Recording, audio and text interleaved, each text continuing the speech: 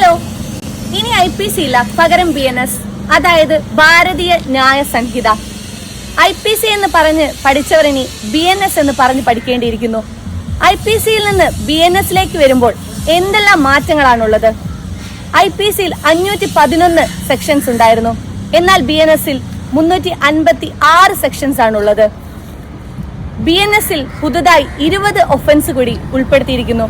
ഉദാഹരണത്തിന് cyber bullying, cyber crime, cyber harassment. IPCയിൽ നിന്ന് 19 ഒഫൻസുകൾ ഡിലീറ്റ് ചെയ്യപ്പെട്ടിരിക്കുന്നു. ഉദാഹരണത്തിന് അറ്റംപ്റ്റ് ടു കമ്മിറ്റ് സൂയിസൈഡ്. BNSൽ 83 ഒഫൻസുകൾക്ക് പണിഷ്മെന്റ് എൻഹാൻസ് ചെയ്യപ്പെട്ടിരിക്കുന്നു. സ്ത്രീകൾക്കും കുട്ടികൾക്കുമായി പുതുതായി ഒരു ചാപ്റ്റർ തന്നെ BNSൽ ഉൾപ്പെടുത്തിയിരിക്കുന്നു.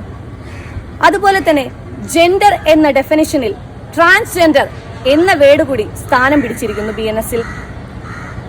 ഡോക്യുമെന്റ് എന്നാൽ ഡിജിറ്റൽ ഡോക്യുമെന്റ്, ഇലക്ട്രോണിക് റെക്കോർഡ് എന്നുകൂടിയായിരിക്കുന്നു.